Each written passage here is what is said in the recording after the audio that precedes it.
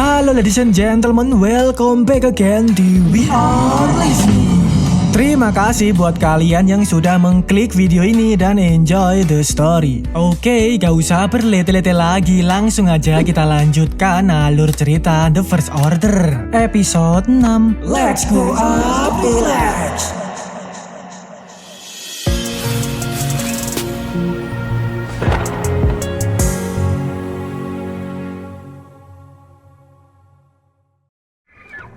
Lanjut dari episode kemarin, memperlihatkan Xiaosu yang masuk ke dalam hutan. Dia ini melihat-lihat sekitarnya, mengecek apakah ada tanda-tanda aneh dan jejak siluman di sekitarnya, sekalian untuk mencari sesuatu yang dapat ia makan. Lalu di tengah-tengah perjalanan, dia pun melihat suatu makhluk mentungul. Dan ya, untungnya itu hanyalah seekor rusa, binatang herbivora, tidak terlalu membahayakan. Segeralah ia ini lanjut hunting makanan. Ternyata Xiaosu ini berencana menangkap ikan di sungai. Dia menggunakan tombak runcing serta ulat sebagai umpan dalam aksi memburu huntingnya itu. Bisa kita lihat ulatnya pun segede gaban. Beruntungnya Xiaosu ini memang udah mahir banget dalam bertahan hidup, top global survival. Dia berhasil menangkap satu ikan hanya dengan sekali tombak aja. Cukuplah untuk memenuhi kebutuhan perutnya sendiri. Ia pun juga langsung beteti ikan buruannya di TKP. Tapi anehnya, di saat ia membuang betetan ikan ke sungai, nampak seperti ada yang aneh dalam sungai tersebut. Tapi Xiaosu ini nggak ingin mengambil pusing, langsung segera balik aja ke perkemahan.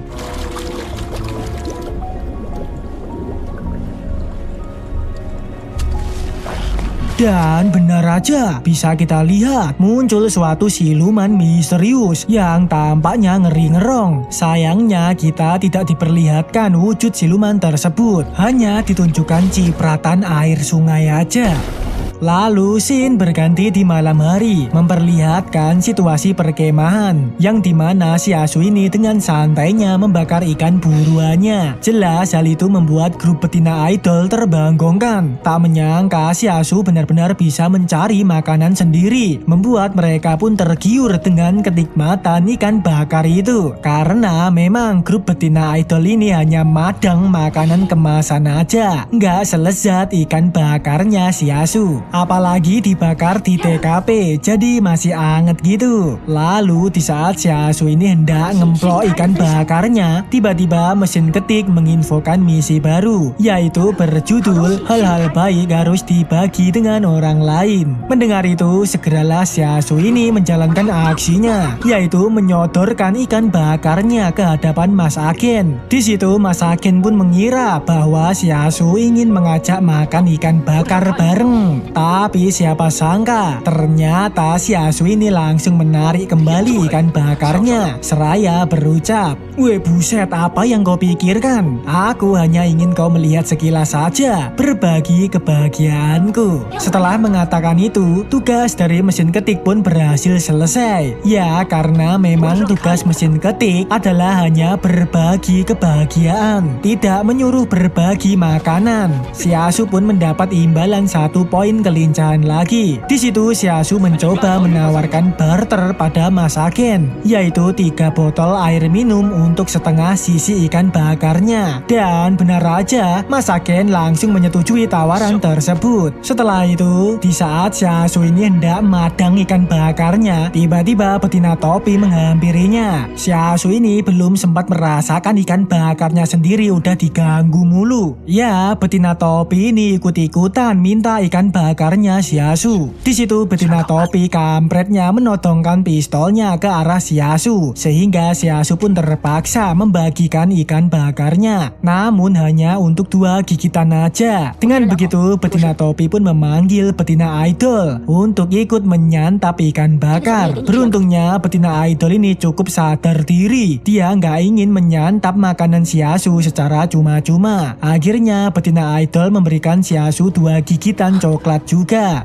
Tapi siapa sangka, satu gigitan aja Shiasu dapat menyantap habis tanpa sisa coklat tersebut. Malahan Shiasu dengan muka tanpa dosa mengatakan bahwa betina idol masih punya hutang satu gigitan coklat padanya. Alhasil betina idol memberikan satu coklat lagi pada Shiasu. Dan bisa kita lihat, ternyata betina topi ini juga sedikit barbar. Dia menyantap satu gigitan ikan bakar aja bisa sampai setengah sisi daging ikan hilang. Tapi betina topi hanya menyantap satu gigitan aja. Setelah itu dia pun langsung cabut. Dia juga mengatakan supaya Shiasu tidak menyimpan coklatnya dalam saku, nanti bisa meleleh. Singkat cerita, setelah mereka semua selesai madang-madang, mereka pun segera mendirikan tenda masing-masing. Di situ Shiasu sempat membuang sisa ikan bakarnya ke dalam hutan, dibungkus godong gedang, untuk mengetahui apakah di sekitar mereka akan ada binatang karnivora nantinya. Dan juga bahkan Shiasu ini bisa membuat tempat tidurnya sendiri dari alam liar, membuat Masakin pun sedikit terbangkongkan. Ternyata beneran pro juga nih Shiasu dalam bertahan hidup di hutan belantara.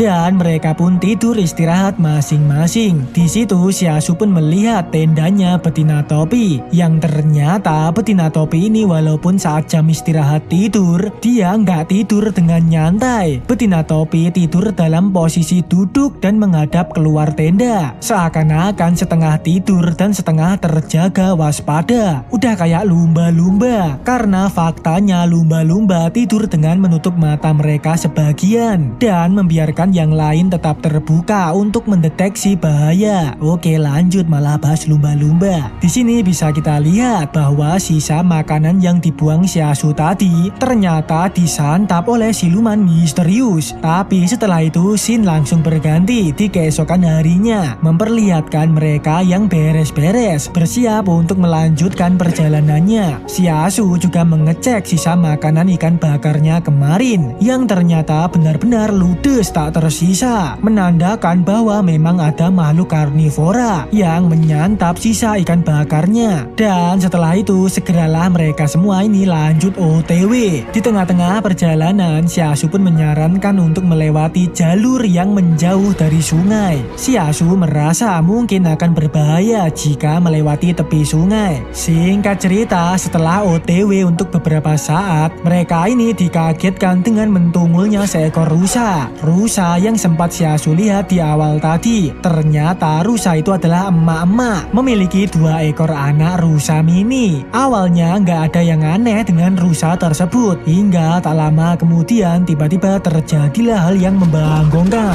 Ya, ternyata rusa tersebut beraing maung, langsung meluncurkan serudukan maut ke arah mereka. Beruntungnya mobil yang ditumpangi Shiasu ini berhasil menghindar. Pak sopir benar-benar fast respon, bisa dengan cepat menghindari serudukan tersebut. Tapi apesnya, mobil yang di belakang tidak dapat menghindar. Alhasil hanya bisa pasrah menerima serudukan maut rusa tersebut. Mobil itu dioyak-oyak hingga mencelat jatuh ke jurang. Tapi untungnya para penumpang gak ada yang meninggal, hanya mengalami luka ringan aja. Setelah meluncurkan serudukan mautnya, rusa itu pun langsung cabut begitu aja, nggak tanggung jawab. Walaupun para penumpang mobil tersebut nggak ada yang meninggal, tapi sayangnya mobil itu rusak parah, tidak bisa diperbaiki dan mereka gunakan lagi. Di situ Masakin yang melihat prajurit terluka dengan cepat menyuruh Shiasu untuk mengobati prajurit itu, mengatakan bahwa Shiasu ini kan dokter, cepat obati luka-luka prajurit tersebut.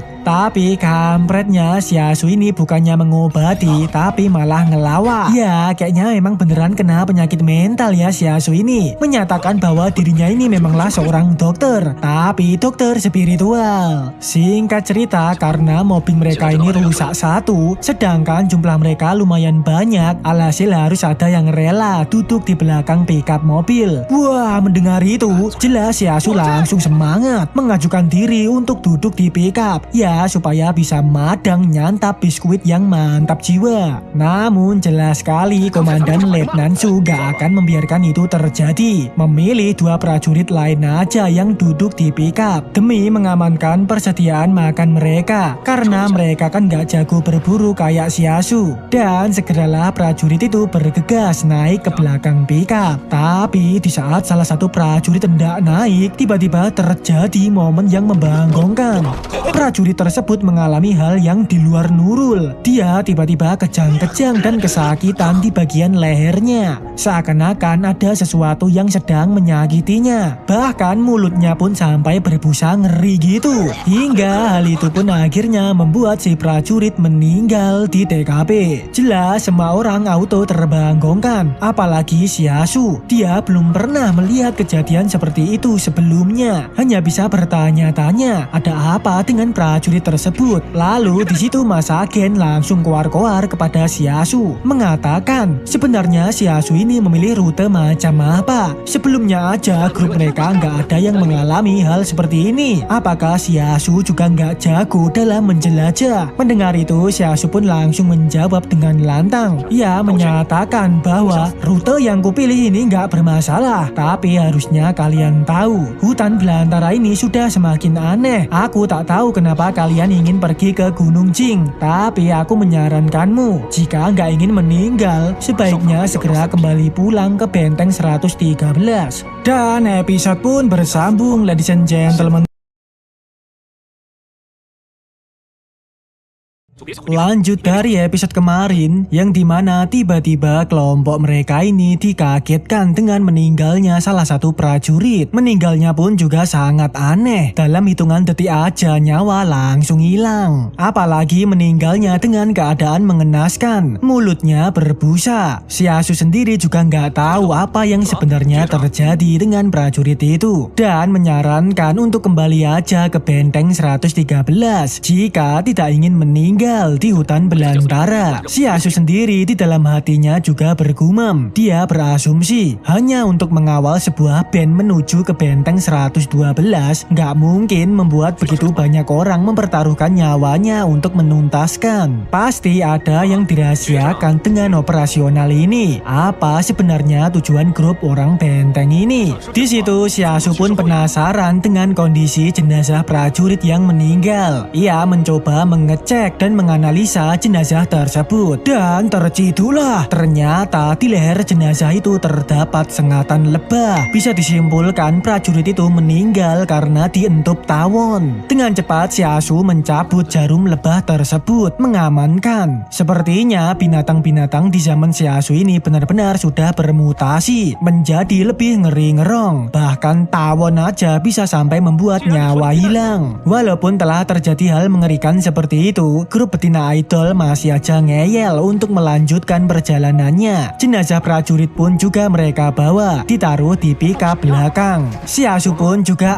akhirnya kembali disuruh duduk di pickup mobbing. Segeralah mereka ini gaspol OTW lagi. Di tengah-tengah perjalanan sudah bisa kita tebak, Shiasu jelas akan menyantap biskuit persediaan makanan para prajurit. Bahkan saking gabutnya, Shiasu ini sampai-sampai ngajak ngobrol jenazah prajurit meninggal itu. Ya ngomong ngelantur gitu, dongeng asal-usul Danau Toba. Singkat cerita, setelah mereka melakukan perjalanan yang cukup lama, akhirnya mereka berencana untuk berhenti lagi, istirahat malam, berkemah menyalakan api unggun. Di situ bisa kita lihat ternyata betina topi kalau tidur itu memang duduk dan menghadap keluar tenda, benar-benar memprioritaskan kewaspadaan terhadap sekitarnya. Lalu di tengah-tengah malam yang sunyi, di mana semua orang sudah pada ngebu mimpi basah, terlihat ada suatu siluman yang sepertinya akan mendekat ke perkemahan mereka. Tapi sayangnya tidak diperlihatkan penampakan siluman tersebut, hanya memperlihatkan sudut pandang penglihatan siluman misterius itu. Dan scene pun berganti di keesokan harinya, yang dimana salah satu prajurit benteng langsung koar-koar teriak-teriak, mengatakan bahwa jenazah prajurit di pickup telah telah menghilang tanpa jejak, tidak meninggalkan perintilan apapun. Hanya nampak ada bekas cakaran aja di pickup mobil. Yang sudah bisa kita ketahui itu adalah kelakuan siluman misterius semalam. Jelas kejadian itu semakin membuat mereka semua panik. Bahkan si Asu sendiri juga nggak bisa menduga akan hal itu. Mas agen juga nampak ngeredek ketakutan, mengatakan pada komandan supaya balik pulang aja. Tapi si komandan menolak keras. Dia mengatakan, kami dan lainnya belum menyelesaikan tugas, tak bisa kembali. Jika kami kembali seperti ini, kita hanya bisa menjadi seorang pengungsi. Kami tidak akan kembali. Kalian juga jangan harap bisa kembali. Wah, dilihat dari perkataan komandan, sepertinya mereka memang memiliki tugas rahasia. Karena kata-kata kami dan lainnya yang diucapkan komandan seakan-akan menunjukkan bahwa mereka memiliki misi yang berbeda. Tidak hanya untuk mengawal band betina idol aja. Waduh, kira-kira apa benar ya dugaan si Asu bahwa orang benteng ini sedang ada misi rahasia lainnya dengan gimmick embel-embel mengawal band ke benteng 112.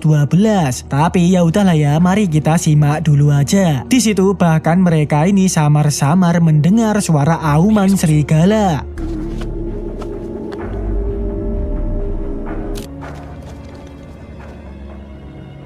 Sepertinya tempat mereka sekarang agak kurang aman. Sudah ada tanda-tanda bahaya. Dengan begitu, komandan pun langsung menyuruh segera melanjutkan perjalanannya. Cabut meninggalkan tempat itu secepat mungkin. Takutnya akan terjadi hal yang tidak diinginkan. Dan OTW lah mereka ini. Singkat cerita, setelah melakukan perjalanan yang panjang, mereka pun sampai di sebuah perbukitan. Di situ mereka pun berhenti lagi, mengamati sekitarnya serta cari angin. Terlihat si Asu ini dengan muka tanpa dosa membawa kardus biskuit kemana-mana, dengan santainya menyantap sekardus biskuit itu. Lalu si Asu juga sempat bertanya pada betina topi, apakah orang-orang prajurit mereka ini dapat diandalkan? Pertahanan benteng kan dijaga oleh mereka, tapi saat mereka menghadapi masalah kok kocar-kacir tak teratur gitu. Dan betina topi pun menjawab, pasukan keluarga adalah pasukan keluarga. Pasukan benteng adalah pasukan benteng. Keluarga tidak mendukung adanya benteng-benteng ini punya militer yang kuat. Wah, apa yang dimaksud betina topi ini ya? Mungkin di dalam benteng itu terdapat dua tipe pasukan. Pasukan keluarga adalah prajurit elit. Pasukan benteng adalah prajurit nyiteng, prajurit biasa aja. Karena yang mengawal betina idol itu adalah kelompok prajurit benteng. Setelah itu terlihat Mas agen ini masih aja memohon kepada komandan untuk mempertimbangkan lagi, yaitu balik ke benteng 113. Tapi ya percuma aja, karena komandan masih memutuskan untuk lanjut karena dia yang memegang kendali atas operasional ini. Setelah itu, Mas agen pun melihat kelakuan si Asu dengan santainya madang biskuit sekardus. Dengan cepat Mas agen ini mengamankan biskuit tersebut, tapi apesnya ternyata udah habis semua. Jelas hal itu membuat Mas agen tambah bad mood pada si Asu. Bisa-bisanya bocah ini madang biskuit sebanyak itu, perutnya udah kayak mesin giling aja. Bersamaan dengan itu, mereka semua dikagetkan dengan hembusan angin yang lumayan kencang, disertai suara-suara sepoi-sepoi creepy gitu, membuat kelompok betina idol ini sedikit kadapat.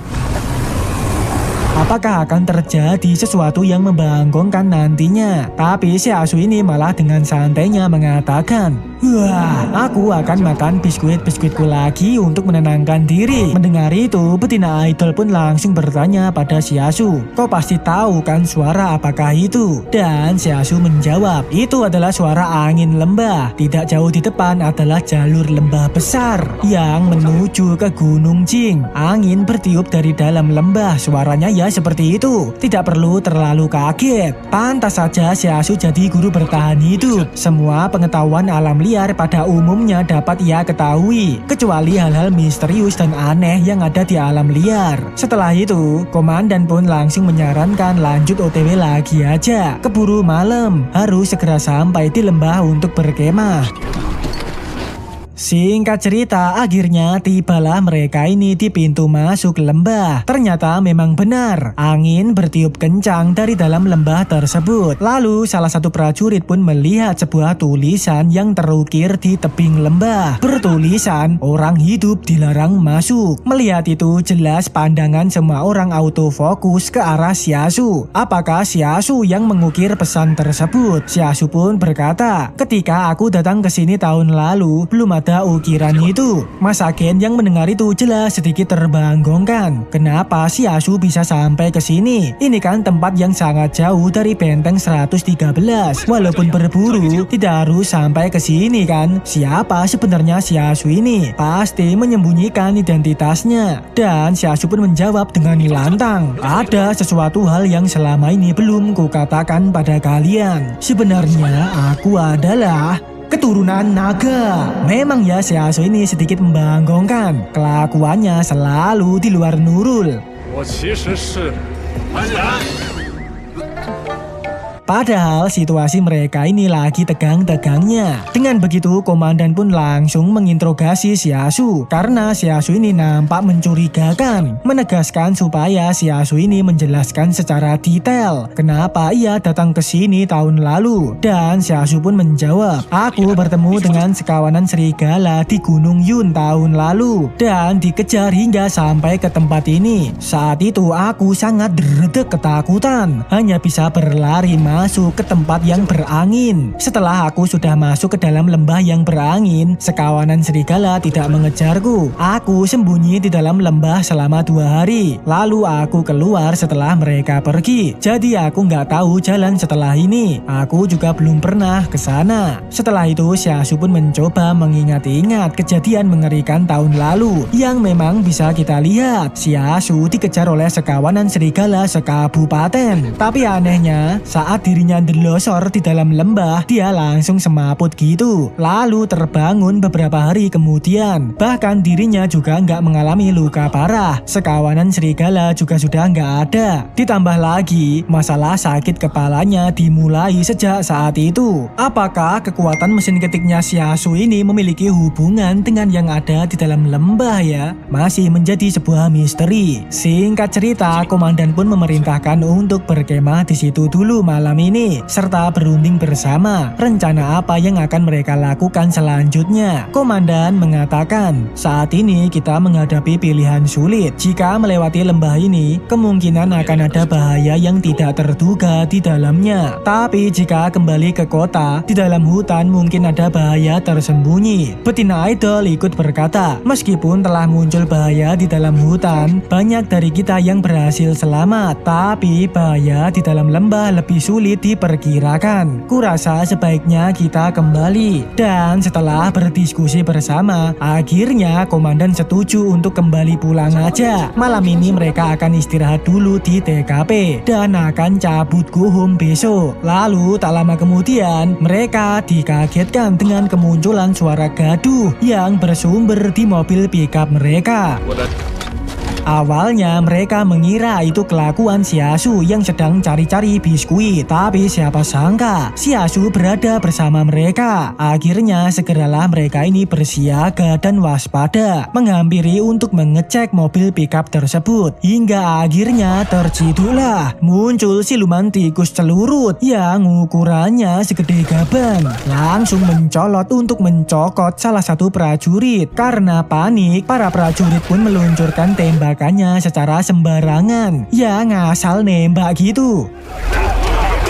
Beruntungnya tikus celurut berhasil meninggal terkena tembakan ngawur itu. Tapi akibatnya mobil pickup mereka menjadi rusak kena tembakan ngasal para prajurit. Tidak bisa diperbaiki dan dipakai lagi. Ditambah lagi apesnya akibat terjadi tembakan ricuh tadi memancing sekawanan serigala mentungul.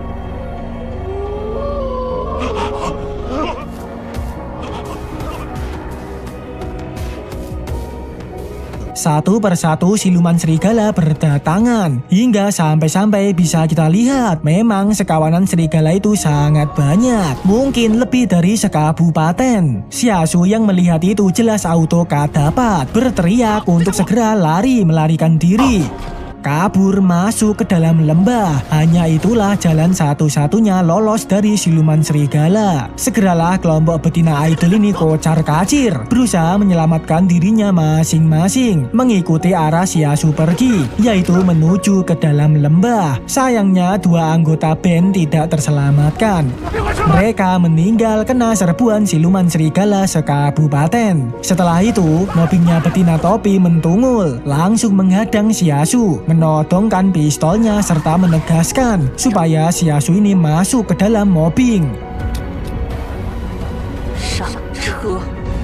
Dan episode pun bersambung, ladies and gentlemen.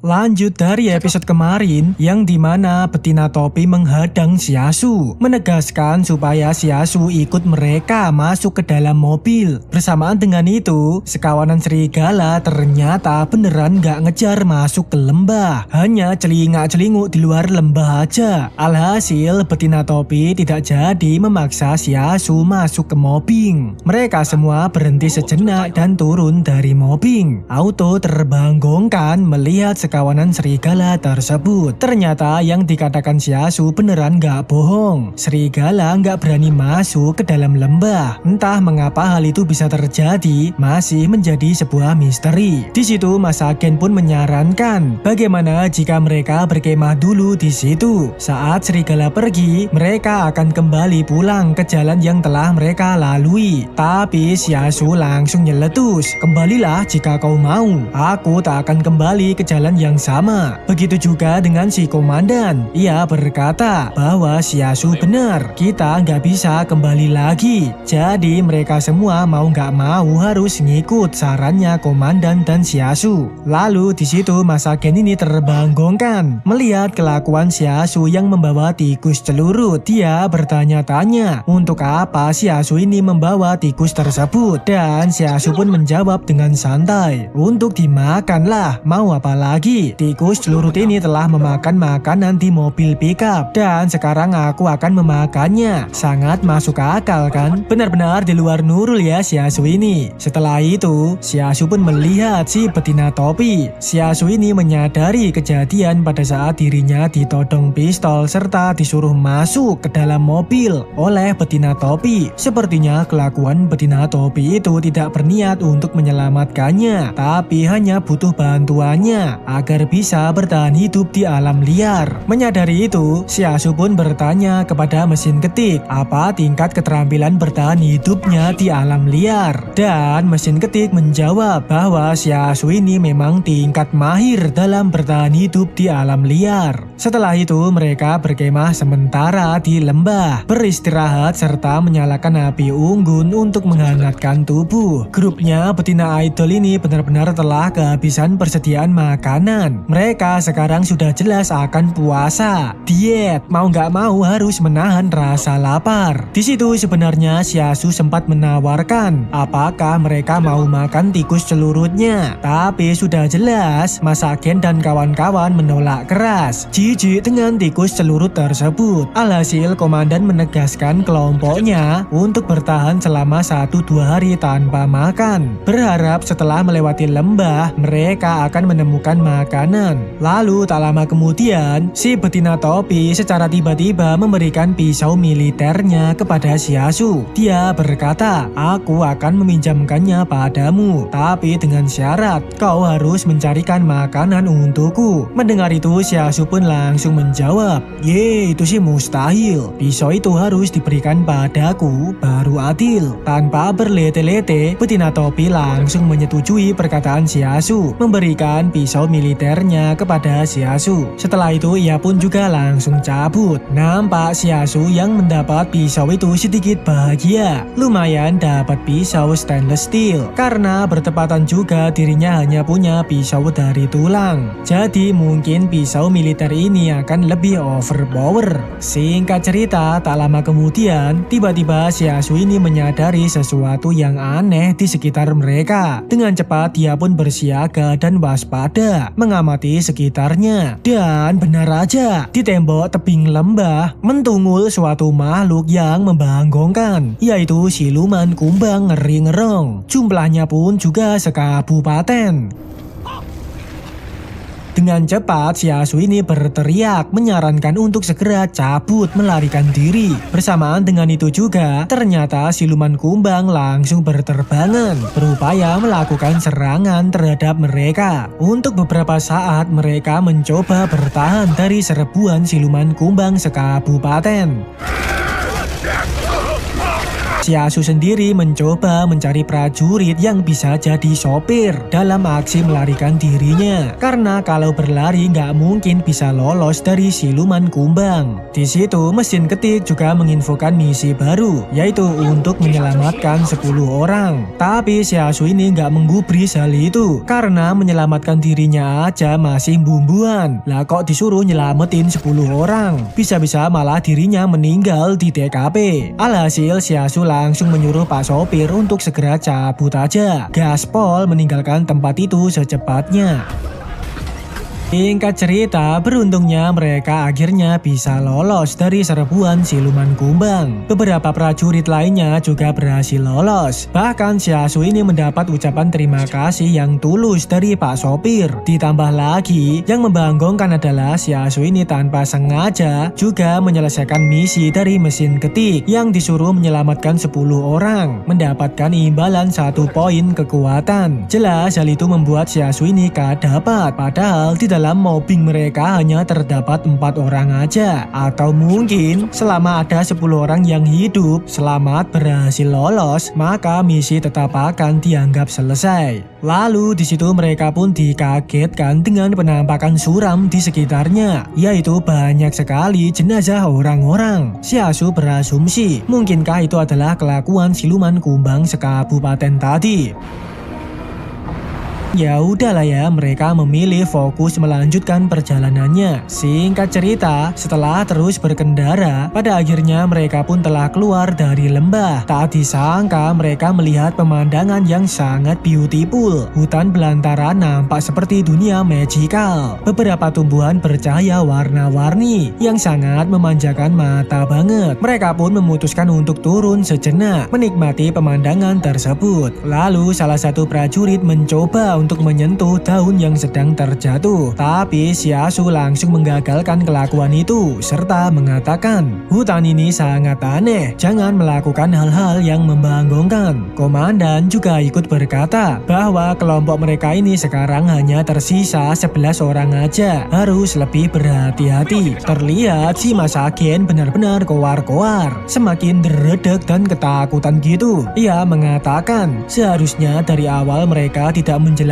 keluar benteng jika berakhir suram seperti ini. Tapi ya mau bagaimana lagi, semua ini sudah terlanjur terjadi. Situasi mereka benar-benar sudah sangat gawat, lanjut maupun kembali sama-sama berbahaya. Alhasil komandan pun menegaskan prioritas mereka sekarang adalah bekerja sama untuk melewati kesulitan bersama. Mereka juga istirahat sebentar di TKP, tentunya menyalakan api unggun lagi, karena api unggun itu nggak hanya memberikan kehangatan pada saat suhu dingin, tapi juga mengusir gangguan binatang. Api unggun adalah simbol semangat. Mereka juga saling mengobrol bersama. Di sini akhirnya terkuaklah fakta yang membanggongkan. Ternyata memang benar, si komandan ini memiliki misi rahasia sendiri. Karena si betina idol bertanya kepada komandan, sebenarnya apa misi kelompok komandan ini menuju ke Gunung Jing? Dan komandan pun menjawab, sebenarnya kami juga nggak menduga tempat ini telah banyak berubah. Jika tidak begitu, nggak mungkin cuma sedikit orang yang datang.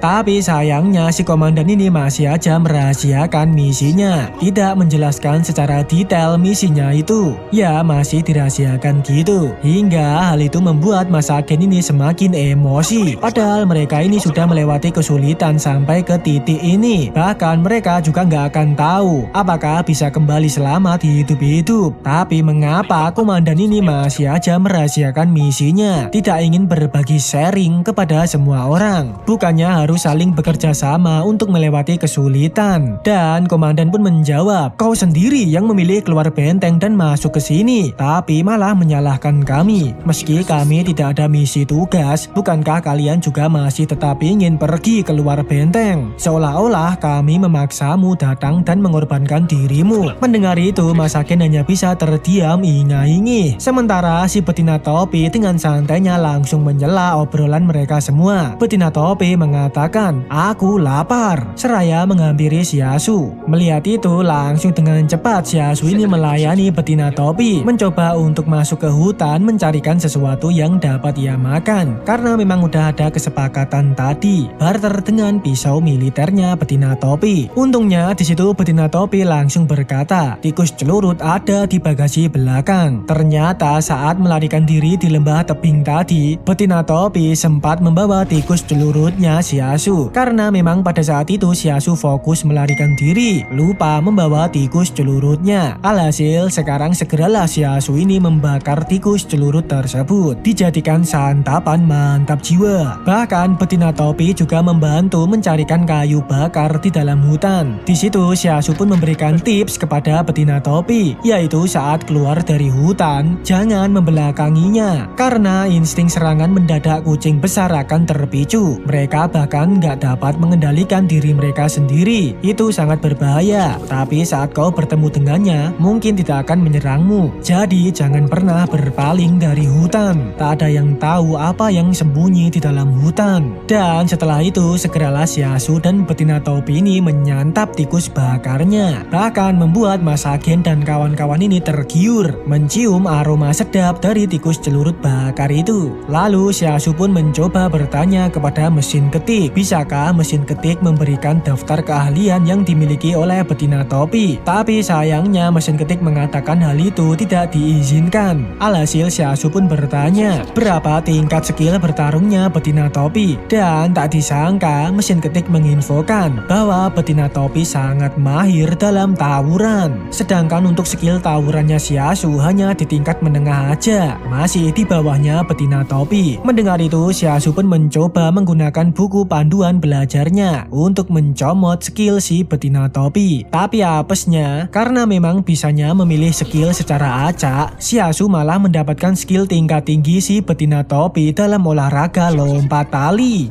Alhasil Shiasu menolak untuk mempelajari skill itu. Sementara kelompoknya si komandan ini sedikit ricuh. Mereka berdebat dan mulai gampang emosi gitu. Ya wajar aja, orang lapar emang gampang banget emosi. Mereka benar-benar saling menyalahkan. Hingga akhirnya si komandan pun meminta bantuan Shiasu. Komandan mengatakan, Shiasu, kau yang paling paham cara bertahan hidup di hutan belantara. Tolong bantu kami cari makanan. Bersamaan dengan itu, mesin ketik menginfokan misi baru, ya untuk membantu mencarikan makanan. Mendengar itu, Shiasu pun dengan cepat menjalankan aksinya, yaitu dia mengatakan, aku melihat salah satu prajurit sebelum dia masuk ke lembah, dia mengambil beberapa makanan dari pickup. Harusnya ia simpan di ranselnya. Dan setelah mengatakan itu, tugas dari mesin ketik langsung selesai. Mendapat imbalan buku panduan belajar lagi. Si komandan yang mendengar ucapan Shiasu langsung menghampiri prajurit tersebut, menegaskan untuk mengeluarkan makanannya. Dan karena sudah terciduk, prajurit itu mencoba untuk menolak. Untuk apa dia mengeluarkan makanannya? Menyatakan kemana aja mereka semua sebelumnya. Hanya dirinya lah yang mati-matian mencomot makanan dari pickup. Tapi si komandan ini masih aja menegaskan, situasi mereka sekarang sudah seharusnya berbagi dan bekerja sama untuk melewati kesulitan. Tidak boleh terlalu egois. Saat hari sudah terang, nantinya mereka pasti bisa mendapatkan makanan lagi. Tapi siapa sangka prajurit itu malah bersekongkol dan mencoba menyerang si komandan. Hingga terjadilah hal yang membanggongkan di situ.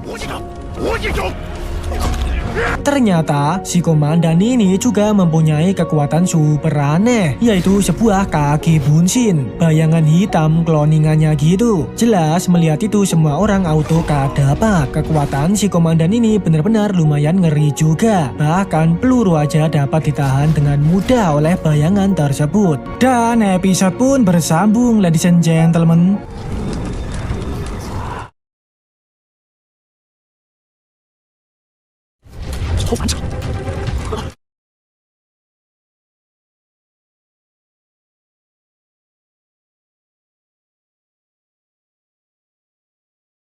Lanjut dari episode kemarin, yang dimana terjadilah hal yang sangat membanggongkan, yaitu ternyata si komandan diam-diam juga memiliki kekuatan super aneh, kekuatan kaki bunshin bayangan hitam. Kloningan si komandan itu bukan kaleng-kaleng, bahkan pisau dan pelor aja dapat ditahan oleh bayangan tersebut. Jelas itu membuat semua orang auto kadapat. Para prajurit lainnya pun juga langsung pucet, tak bisa berbuat apa-apa lagi.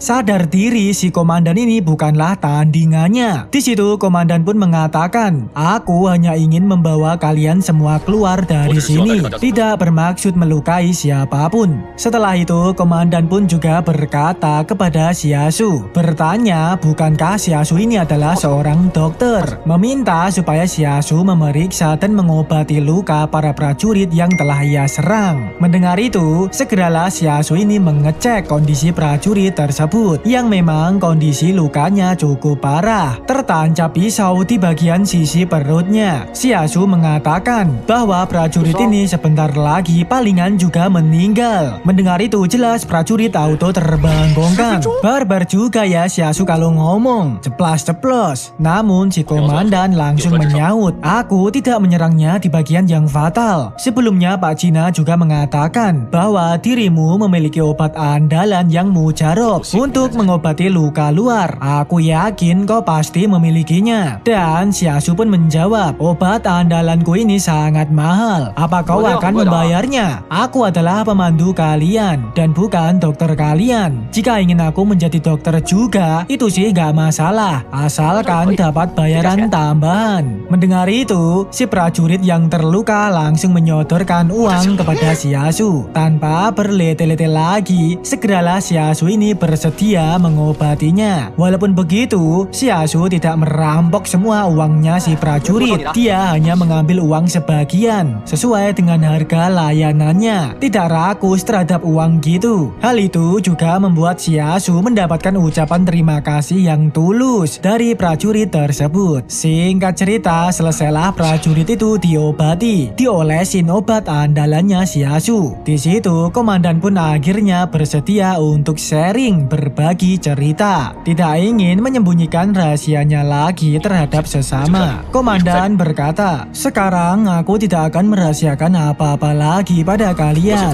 Di dalam Gunung Jing, benteng menemukan sebuah situs peradaban sebelum bencana alam. Jadi kami ke sini untuk pemetaan dan membuat jalur. Tapi setelah tiba di sini, aku hanya ingin mengetahui apa rahasia ini berguna juga untuk metahuman. Itu sebabnya aku ingin melanjutkan perjalanan. Tapi sekarang aku sudah nggak mau lagi kembali ke benteng. Sikap benteng pada metahuman kalian sudah lihat sendiri. Aku akan berada dalam bahaya jika aku kembali ke benteng. Jadi aku ingin melakukan eksplorasi ke dalam Gunung Jing. Jika kalian ingin menuju ke benteng 112, kita akan berpisah di sini." Sekilas info, metahuman adalah sebutan untuk orang-orang yang memiliki kekuatan super. Setelah komandan mengatakan itu, betina topi langsung menyahut, menyatakan bahwa ia akan ikut si komandan karena di sini terlalu berbahaya. Dia ingin keluar dari tempat ini dengan selamat. Jelas cara terbaik adalah mengikuti metahuman, yaitu si komandan. Mendengar ucapan betina topi, para prajurit lainnya pun akhirnya ikut-ikutan juga, memilih mengikuti si komandan. Tapi yang membanggongkan sekali, karena di situ Shiasu diam aja, betina idol langsung bertanya, bertanya kepada Xiaosu. Ia berkata, apakah kau juga ikut pergi? Mendengar itu membuat Xiaosu terbanggongkan. Kenapa betina idol bertanya seperti itu padanya? Betina idol melanjutkan perkataannya, jika kau pergi, aku juga ikut pergi. Wah, sepertinya betina idol ini sudah mulai ngintil Xiaosu ya. Buntuti Xiaosu, percaya dan tersepona dengan Xiaosu. Akhirnya Xiaosu pun juga memilih untuk ikut bersama komandan. Berarti mereka semua sekarang masih bersama-sama untuk melanjutkan eksplorasi di alam liar. Tidak ada yang berpisah, memiliki satu tujuan yang sama. Singkat cerita, scene pun berganti di keesokan harinya. Mereka semua pun segera bersiap-siap untuk melanjutkan perjalanannya. Bisa kita lihat karena ada salah satu prajurit yang terluka dan tidak bisa berjalan sendiri, komandan pun meminta bantuan apakah di antara mereka ada yang bersedia menggotong prajurit itu bersamanya. Mendengar itu, Xiaosu pun langsung dengan lantang menawarkan dirinya untuk membantu komandan menggotong prajurit tersebut. Awalnya komandan mengatakan bahwa hanya Xiaosu yang paham dengan hutan belantara, sebaiknya memimpin jalan aja. Tapi yang membanggongkan Xiaosu ini malah langsung menyaut, akulah yang harus membawanya hari ini. Jika ada yang menghalangi, aku akan menjotosnya. Wah, agak di luar nurul juga ya Xiaosu ini. Kelakuannya memang sulit ditebak. Dan ya, Xiaosu melakukan itu karena dirinya ini berasumsi bahwa dengan merawat dan membantu prajurit tersebut, nantinya dia akan mendapatkan ucapan terima kasih yang tulus, mendapatkan bejibun koin emas. Ya, berharap nantinya prajurit tersebut akan mengucapkan terima kasih terus-terusan dan membuat misi ucapan terima kasih pun kelar. Singkat cerita, setelah mereka melakukan perjalanan di hutan belantara, mereka pun akhirnya berhenti istirahat sejenak. Di situ komandan pun berkata kepada Xiaosu, bisakah Xiaosu pergi mencari beberapa makanan untuk semua orang? Mendengar itu, Xiaosu langsung menjawab, aku bukanlah dewa, tak mungkin hanya dengan bilang mencari makanan langsung dapat. Misalnya aku mengatakan akan ada seekor babi hutan menabrak pohon, apa akan ada babi hutan menabrak pohon? Setelah mengatakan itu, yang membanggongkan sekali, ternyata beneran ada babi hutan yang menabrak pohon. Dengan cepat mereka pun langsung mengeksekusi babi hutan tersebut, dijadikan santapan untuk mereka semua. Hal itu juga membuat semua orang tersepona dengan Xiaosu. Bisa-bisanya perkataan Xiaosu ini beneran terkabul. Sementara untuk Xiaosu sendiri jelas merasa aneh dengan hal itu. Dia berpikir kejadian ini sudah pasti kelakuan adiknya yang menggunakan kekuatannya untuk membantu dirinya. Singkat cerita, akhirnya mereka semua pun bersama-sama madang daging babi bakar. Di situ Xiaosu juga menyarankan untuk tidak meninggalkan sisa makanan supaya tidak memancing kedatangan binatang karnivora. Mendengar saran Xiaosu, komandan langsung mengucapkan terima kasih dengan tulus. Tak lama kemudian, betina idol pun mentungul menghampiri Xiaosu. Mereka berdua terlibat suatu obrolan yang membanggongkan. Betina idol berkata, aku merasa kau bisa hidup dengan bahagia di alam liar. Terlihat begitu romantis. Xiaosu pun menjawab, ini adalah bertahan hidup, tidak romantis sama sekali. Betina idol melanjutkan perkataannya, apa kau tahu kau sangat menarik. Mungkin ada sedikit kesalahpahaman sebelumnya, tapi sebenarnya aku menyukaimu. Jelas mendengar itu Xiaosu auto kadapat dan menganggap betina idol ini ngomong ngelantur.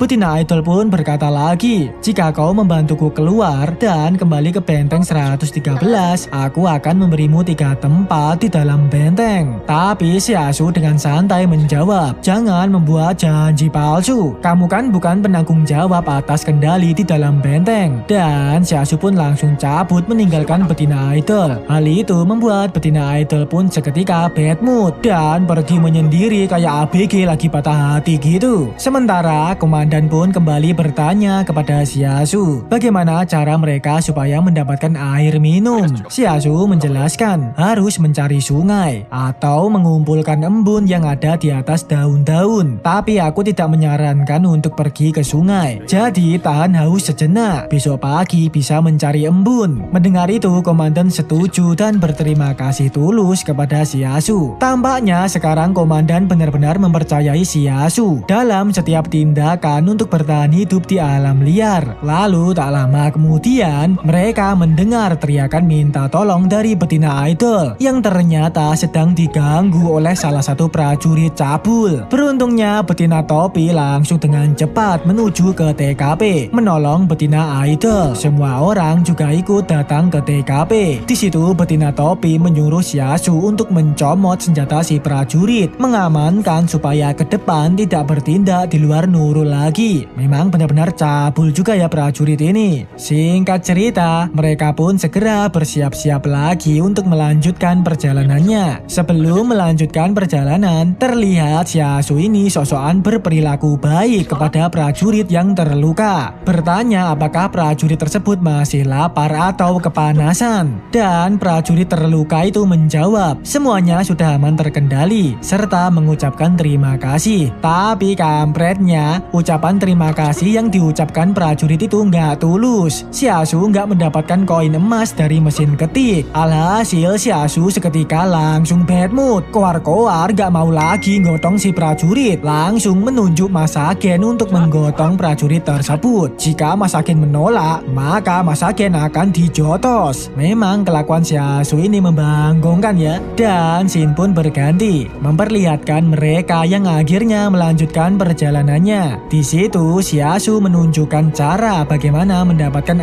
air minum. Tentu aja mengumpulkan embun yang ada di tumbuhan sekitarnya. Shiasu mengatakan, jika nggak ingin meninggal kehausan, lakukan seperti yang kulakukan. Mendengar itu, segeralah mereka semua mengikuti apa yang telah Shiasu lakukan. Di situ Shiasu ini masih penasaran dengan kemampuan betina topi, sehingga ia mencoba lagi menggunakan buku panduan belajar untuk mencomot kemampuan betina topi. Beruntungnya kali ini Shiasu mendapatkan kemampuan yang berguna, yaitu kemampuan dalam merakit bom. Setelah mendapatkan skill tersebut, Shiasu pun bertanya kepada mesin ketik, apakah betina topi memiliki keahlian dalam membunuh. Dan mesin ketik pun menginfokan bahwa betina topi memiliki kemampuan membunuh di tingkat mahir. Bahkan sempat-sempatnya Shiasu ini bertanya tentang apakah betina topi memiliki kemampuan menyanyikan lagu anak-anak. Walaupun begitu, mesin ketik tetap menginfokan bahwa betina topi juga mahir dalam hal itu. Wah, sebetulnya apa ya tujuan Shiasu ini? Atau jangan-jangan Shiasu kelepek-kelepek dengan betina topi?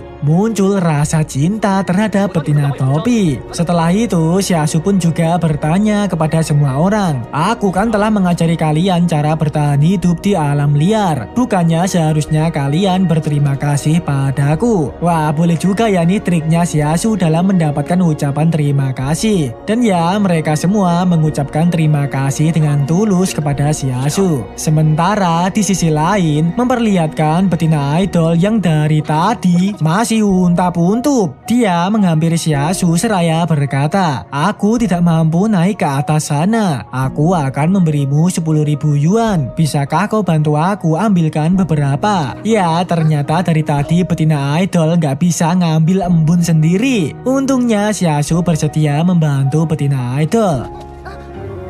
Singkat cerita, scene pun berganti di malam hari. Tak disangka hari itu juga turun hujan asam. Beruntungnya mereka bisa pas banget menemukan gua untuk berteduh dan istirahat malam. Tentu saja air hujan itu nggak dapat diminum karena air hujan asam bisa membuat orang langsung meninggal. Di situ juga terkuaklah fakta yang membanggongkan. Ternyata gua tersebut adalah gua yang sama seperti yang telah kita lihat di episode pertama. Pada saat ada seorang prajurit yang mengukir pesan di dinding gua tersebut. Ternyata tulisan yang diukir prajurit itu adalah berpesan, kami melihat sesosok bayangan hitam yang aneh di dalam hutan, lalu menghilang. Mereka semua menghilang. Mendengar itu, komandan berusaha menenangkan para prajuritnya, mengatakan, kita datang sejauh ini, apakah ada yang hilang? Sementara Shiasu langsung teringat kejadian hilangnya jenazah prajurit di bagasi pickup. Setelah itu Xiaosu pun mengecek ukiran tersebut yang terlihat diukir dengan sangat dalam. Komandan pun menjelaskan, seharusnya ini diukir dengan pisau sangkur. Tapi benteng mereka belum pernah mengirim siapapun datang ke tempat ini. Mungkinkah ini dari pasukan pribadi yang dikirim benteng 112?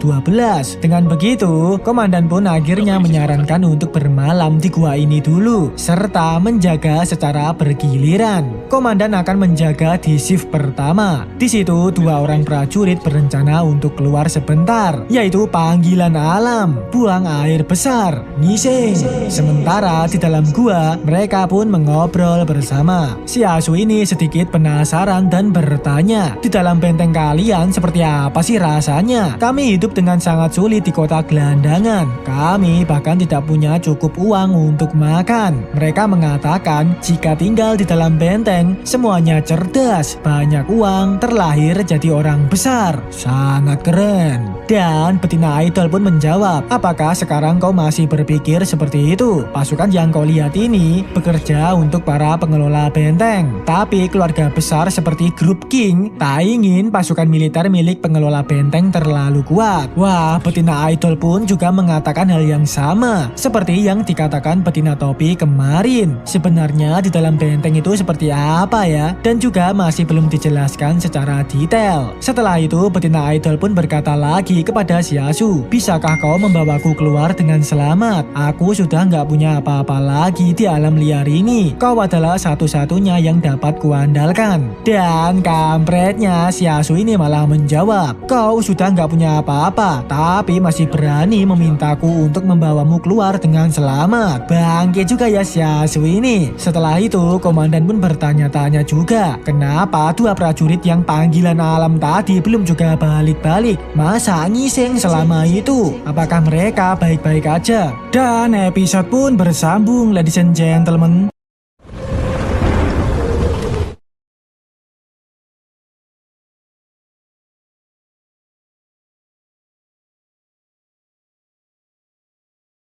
Lanjut dari episode kemarin yang dimana si komandan ini bertanya-tanya kenapa 2 prajurit yang keluar panggilan alam kemarin belum juga balik-balik. Ya, yang ngising kemarin. Si komandan berencana mengajak salah satu prajuritnya untuk keluar mencari 2 sejoli yang hilang itu. Tapi gak ada yang mau, pada ngeles semua. Ya, mungkin ketakutan untuk keluar. Lalu di situ salah satu prajurit dikagetkan dengan tetesan air dari langit gua. Xiaosu pun langsung menjelaskan, ini adalah air hujan yang mengalir masuk ke batu. Kau bisa langsung minum air di sini. Setelah disaring melalui lapisan batu gua, airnya lebih bersih daripada yang disuling. Mendengar itu, segeralah mereka semua ini mencomot air, mengisi penuh botol minum mereka masing-masing. Terlihat betina idol ini bertanya kepada Xiaosu, kenapa Xiaosu tidak ikut minum? Dan dengan muka tanpa dosa, Xiaosu menjawab, aku minum air kemasan aja. Ya, ternyata 3 botol air minum yang barter dengan Mas Agen kemarin masih ada. Tersisa 2 botol. Setelah itu, Xiaosu pun masuk ke alam bakanya. Dia ini penasaran, apakah sesuatu di dunia nyata dapat disimpan di alam baka istana mesin ketik. Xiaosu pun mencoba menaruh 2 botol minumnya ke alam baka tersebut. Lalu mesin ketik langsung berkata, belum memiliki hak akses menyimpan. Wah, bisa makin OP ya kalau Xiaosu dapat akses penyimpanan nantinya. Ya, supaya nggak repot saat membawa barang-barang. Setelah itu,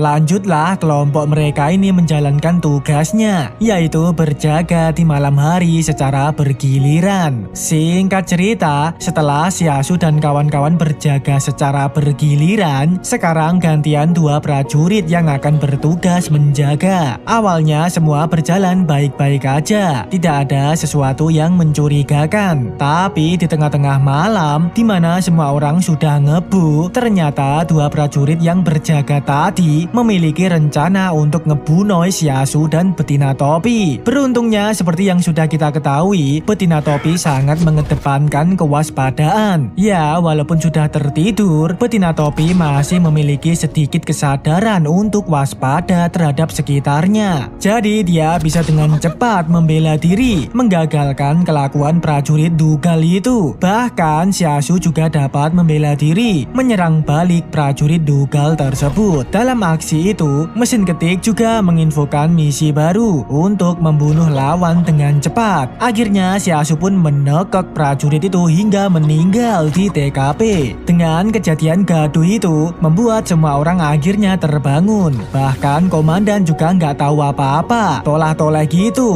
Apa yang sebenarnya terjadi? Hanya bisa bersiaga dan waspada, mencoba memahami situasi kacau itu. Lalu prajurit Dougal yang ditembak betina topi tadi langsung berteriak kepada rekannya, mengatakan untuk segera melakukannya. Entah disuruh melakukan apa, tapi rekannya itu malah ngeredek ketakutan, hanya berkata pada betina topi, "Itu semua bukan urusanku. Aku bahkan belum bilang pada mereka mengenai kekuatanmu." Wah, dilihat dari perkataan prajurit itu, apakah betina topi juga memiliki kekuatan super aneh ya? Masih menjadi sebuah misteri. Tapi sayangnya prajurit tersebut tetap dibunuh oleh betina topi. Dibiedil, menyatakan bahwa melindungi para pembunuh adalah kejahatan yang sama besar. Bersamaan dengan itu, mesin ketik Xiaosu memberikan imbalan atas misi yang telah terselesaikan, yaitu sebuah buku panduan belajar keterampilan tingkat mahir, bukan tingkat dasar lagi. Dengan begitu, tanpa berlete-lete, Xiaosu pun langsung menggunakannya untuk mencomot jurusnya si komandan. Ya, mengcopy skillnya komandan. Dalam proses itu, mesin ketik menginfokan bahwa target tidak memiliki kemampuan tingkat mahir. Alhasil akan digantikan skill supernatural, yaitu bayangan. Dan ya, Xiaosu ini mencomot kekuatannya komandan, mengcopy gitu. Wah, di luar Nurul sih ini, kekuatan aja bisa sampai dicomot. Jelas auto overpower nih Xiaosu nantinya. Sementara kembali ke dunia nyata, di situ masih belum dijelaskan juga tentang kejadian rusuh tadi. Komandan pun hanya berkata, itu semua adalah kesalahan mereka sendiri. Menyatakan untuk melupakannya aja, tidak ingin membahas masalah itu karena tidak ada yang benar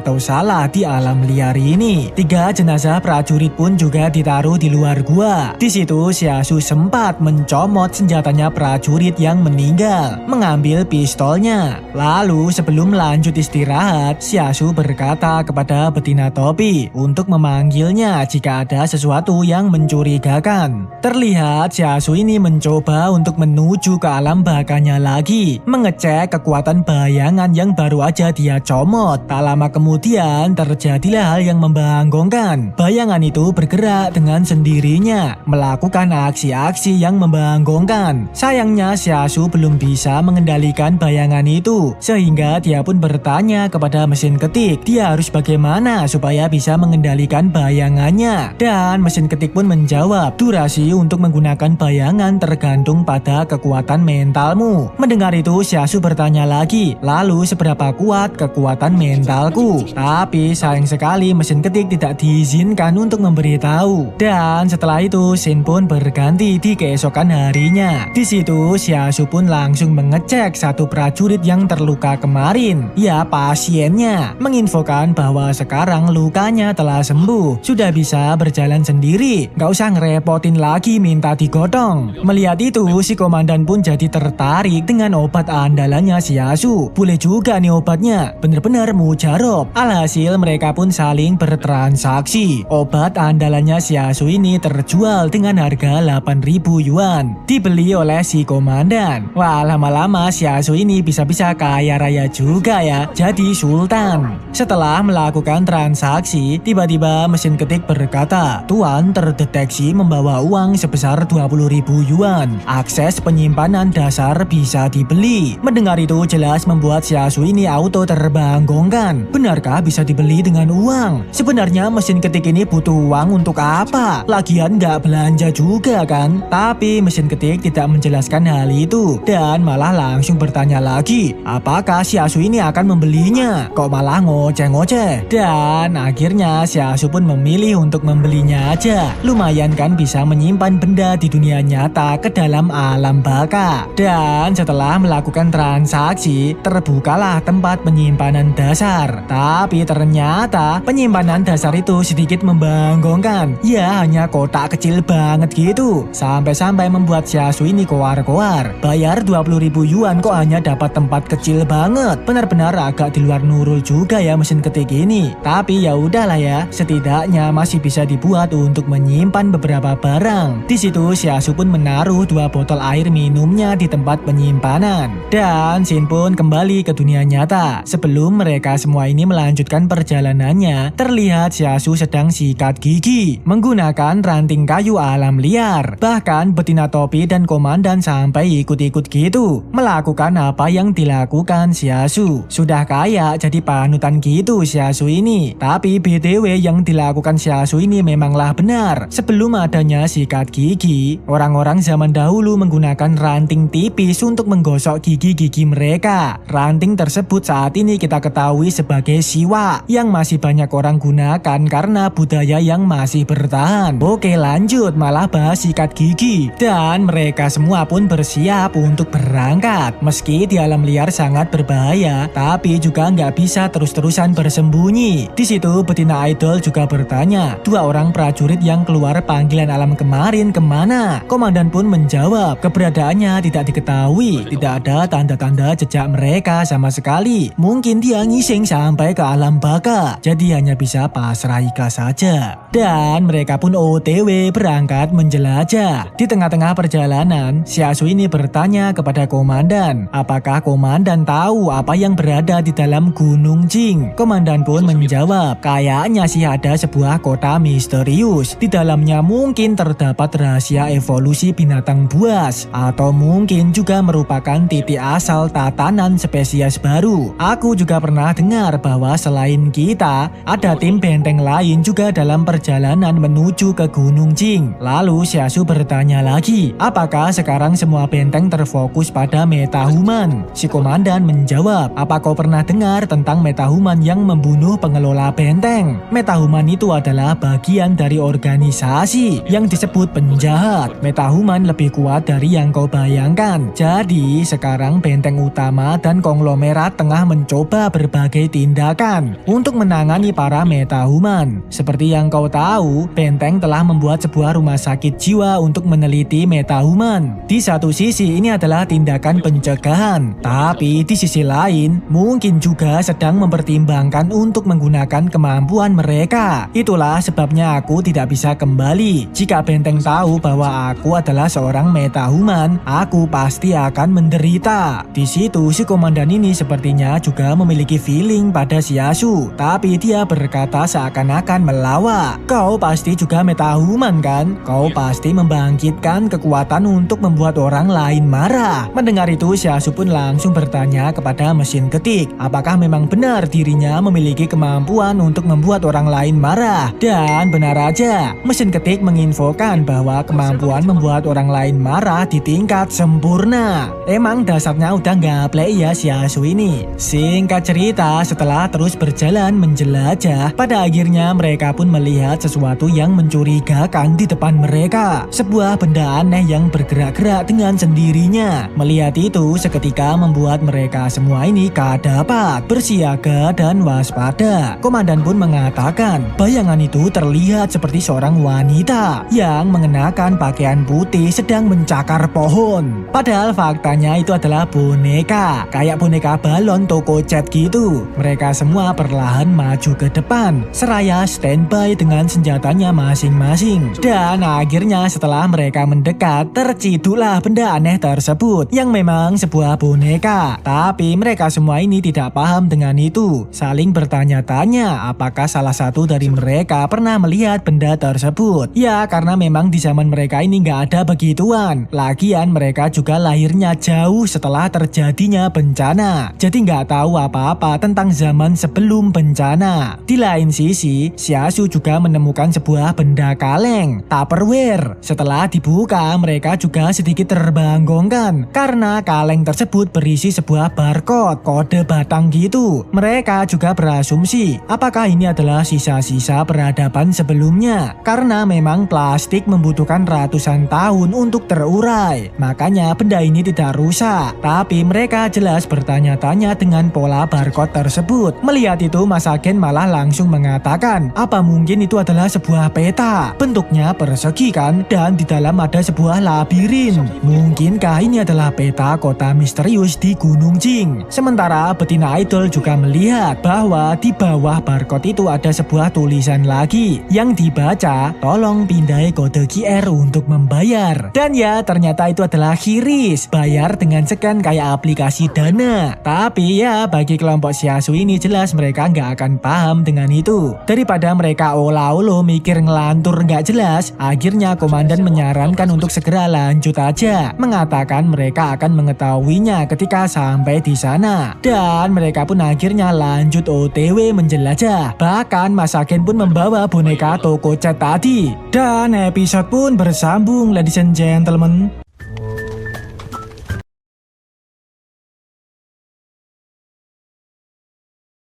Lanjut dari episode kemarin yang dimana kelompok Xiaosu ini sedikit terbanggongkan dengan penampakan boneka toko cat serta kertas barcode. Tapi beruntungnya selain itu tidak ada hal yang mencurigakan lagi. Komandan menyarankan untuk segera bergegas lanjut menjelajah aja. Mungkin nanti mereka akan mengetahui fakta yang sebenarnya. Di situ Mas Agen pun membawa boneka toko cat, mengatakan mungkin aja berguna nantinya. Singkat cerita, setelah terus menjelajah, akhirnya mereka menemukan sebuah gua. Bertepatan sekali hari juga sudah mulai gelap. Mereka harus istirahat dan berkemah dulu. Perjalanan dilanjut besok. Mereka juga sudah kehabisan makanan. Hanya madang akar pohon pinus yang digodok air anget. Mau nggak mau ya harus dimakan daripada meninggal kelaparan. Di situ mereka juga saling ngobrol-mengobrol. Xiaosu ini bertanya kepada komandan, apakah kau tahu tempat lain seperti Gunung Jing di sekitar benteng? Komandan menjawab, ya, tapi telah diambil alih oleh korporasi Spark. Korporasi Spark adalah konsorsium independen yang berdiri sendiri dengan lebih dari 20 benteng berada di bawah kendalinya. Tapi itu sangat jauh dari benteng kita 113. Wah, apalagi ya korporasi Spark itu, organisasi yang sangat mencurigakan. Lalu tak lama kemudian Mas Agen langsung nyeletus, apakah memang benar akar pinus dapat dimakan? Kenapa Xiaosu nggak nyoba minta permohonan lagi aja? Seperti kemarin pada saat ada babi hutan menabrak pohon. Mendengar itu Xiaosu langsung koar-koar, menyatakan kenapa nggak Mas Agen aja yang minta permohonan membanggongkan seperti itu. Dan Mas Agen pun iseng berkata bahwa aku akan mengatakan ada seekor binatang datang ke arah kita sebagai makan malam hari ini. Setelah mengatakan itu, siapa sangka ternyata beneran ada segerombolan binatang hutan yang berdatangan. Anehnya begitu banyak banget binatang yang mentungul. Jelas membuat mereka semua terbanggongkan, memilih bersiaga dan waspada. Takutnya binatang-binatang itu akan melakukan hal yang di luar nurul. Memang bisa kita lihat binatang itu hanya terdiam di luar gua aja, tidak melakukan apa-apa. Xiaosu pun langsung berkata lagi kepada Mas Agen, ada apa dengan mulutmu ini? Kok bisa-bisa memancing segerombolan binatang? Menegaskan untuk menyuruh binatang itu pergi menjauh. Nampak Mas Agen sendiri juga inga-ingih celingak-celingu, nggak tahu apa-apa. Padahal tadi ia hanya iseng berucap aja. Setelah itu anehnya lagi, ketika Mas Agen menyuruh segerombolan binatang itu pergi, binatang itu juga nampak nurut, langsung pergi begitu aja. Seakan-akan perkataan Mas Agen ini beneran terkabul. Tapi sebenarnya faktanya itu semua nggak ada sangkut pautnya dengan Mas Agen. Karena Xiaosu ini tiba-tiba menyadari bahwa sepertinya ada yang menggiring binatang-binatang itu datang ke sini. Mereka tidak saling menyerang. Itu berarti ada sesuatu yang lebih menakutkan yang mengancam mereka. Binatang itu datang ke gua ini untuk bersembunyi. Mendengar itu komandan ikut berkata, berarti gua ini adalah tempat yang aman bagi binatang buas. Tapi karena sudah ditempati oleh kita, para binatang itu mencari tempat lain. Xiaosu melanjutkan perkataannya, makhluk yang mengejar mereka seharusnya tidak jauh dari sini. Mereka mungkin takut kalau melawan kita demi mendapatkan gua sekarang. Mereka akan segera terkonang oleh makhluk itu. Jadi mereka memilih untuk segera mencari tempat berlindung yang baru. Wah, kira-kira para binatang itu takut dengan apa ya? Hal itu membuat Mas Agen pun langsung bertanya-tanya, apakah mereka harus mencari tempat berlindung yang lebih aman lagi jika aja memang ada sesuatu yang gak beres di luar sana. Tapi Xiaosu mengatakan itu gak perlu. Ia menjelaskan karena para binatang itu ingin bersembunyi di tempat ini, berarti tempat ini cukup aman. Kita akan baik-baik aja di sini. Dan akhirnya mereka pun memutuskan untuk tetap stay di gua itu aja, berlindung sampai esok hari. Tampaknya hutan yang mereka jelajahi ini sudah semakin sangat aneh. Xiaosu juga masih bertanya-tanya. Ketika kita melewati lembah kemarin, kita melihat kerangka manusia dan bangkai hewan. Tapi sejak kita berada di hutan aneh ini, kita belum menemukan bangkai apapun. Ini sangat di luar nurul. Setiap makhluk hidup pasti mengalami hidup dan mati. Mustahil untuk tidak melihat satupun bangkai binatang di sini. Dengan begitu, mereka harus lebih berhati-hati lagi dalam menjelajah hutan mistik ini. Berencana untuk tidak menjelajah di malam hari karena mungkin aja sesuatu yang mengerikan terjadi di malam hari. Di situ bisa kita lihat Xiaosu ini mengisi botol minumnya dengan air yang mengalir dari tumbuhan gua. Bisa disimpulkan mungkin air itu dapat dikonsumsi dengan baik, tidak mengandung zat-zat yang berbahaya. Setelah itu mereka semua lanjut mengobrol dan berdiskusi bersama rencana apa yang akan mereka lakukan selanjutnya. Tapi belum sampai berdiskusi, mereka sudah dikagetkan lagi dengan suara-suara aneh dari luar gua. Terdengar ada suara seretan rantai. Ya, suara rantai ting-ting-ting gitu, kayak bakul es cendol.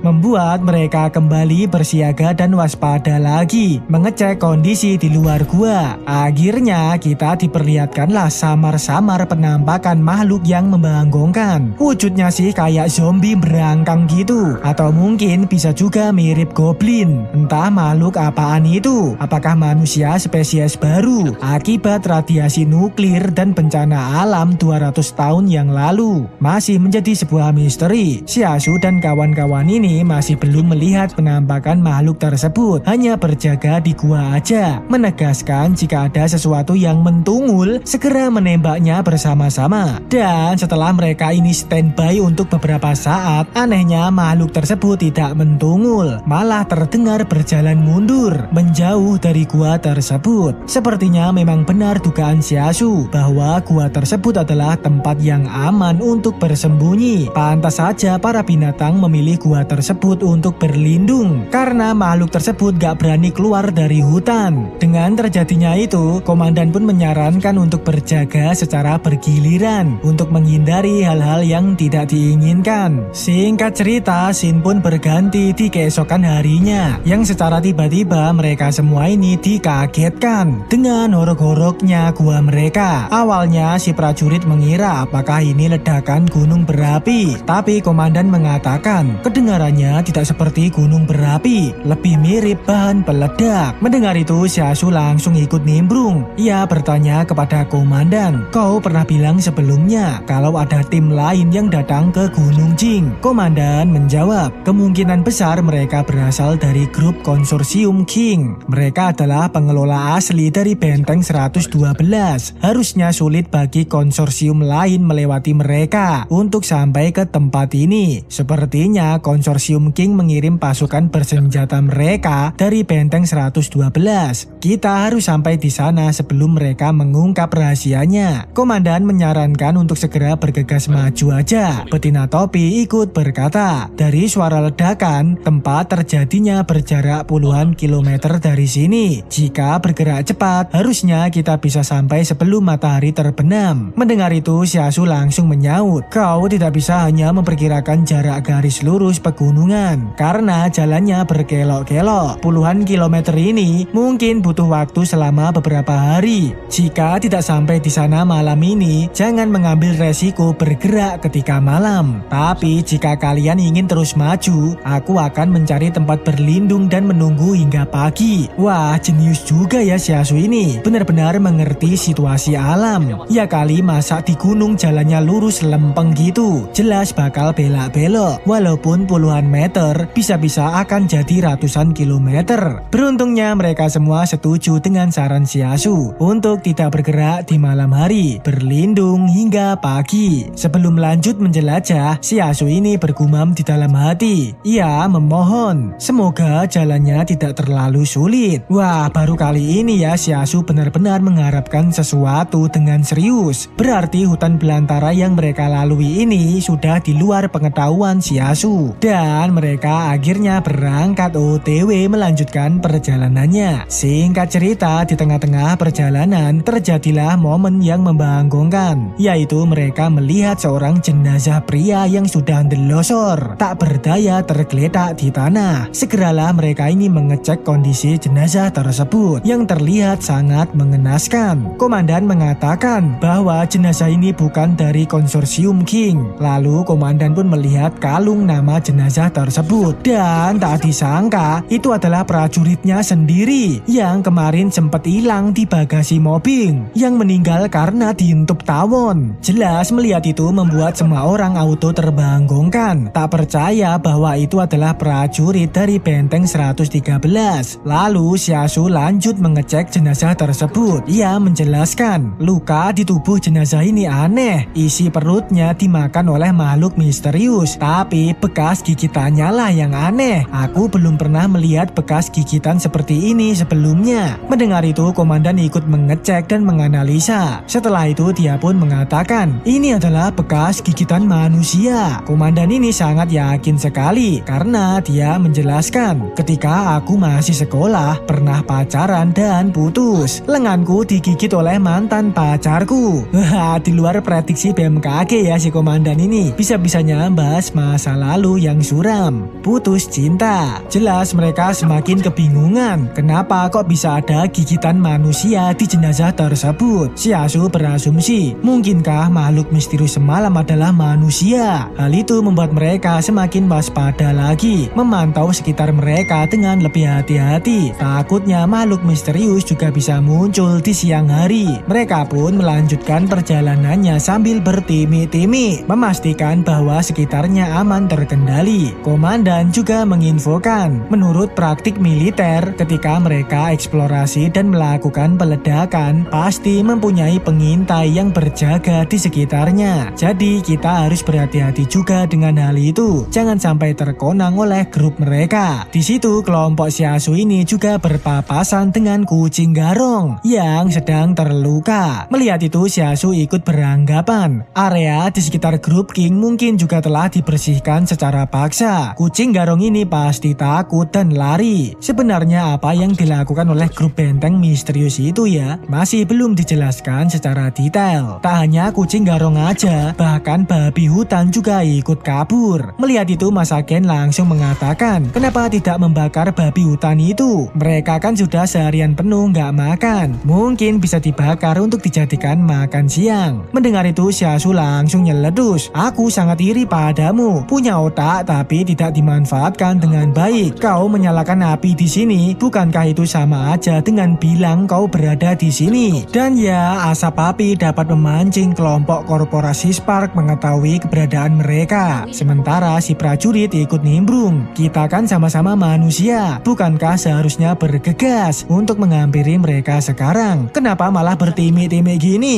Mendengar itu betina topi menjawab, banyak konsorsium telah mengirim pasukan bersenjata untuk investigasi. Tempat-tempat misterius yang dikelola korporasi Spark tanpa terkecuali, semuanya telah dibungkam oleh korporasi Spark. Kau pikir jika korporasi Spark menemukanmu di sini, apakah mereka akan menyambut dan memperlakukanmu dengan baik? Inilah kenapa Benteng 113 menggunakan penyamaran sebagai pengawal band untuk datang ke sini. Wah, akhirnya terkuak juga ya. Mereka memiliki misi rahasia dengan gimmick mengawal band, yaitu misi untuk menyelidiki proyek korporasi Spark yang sangat mencurigakan. Setelah itu segeralah mereka ini melanjutkan perjalanannya lagi, OTW menuju ke tempat tujuannya. Jadi singkatnya itu adalah kelompok Shiasu ini menuju ke tempatnya korporasi Spark untuk menyelidiki apa yang sedang mereka kerjakan. Begitu juga dengan grup King yang mengirim pasukannya untuk menyelidiki korporasi Spark. Jadi Benteng 113 dan Benteng 112 Spartacus memiliki tujuan yang sama, yaitu menyelidiki korporasi Spark, organisasi yang sangat mencurigakan. Dan episode pun bersambung, ladies and gentlemen.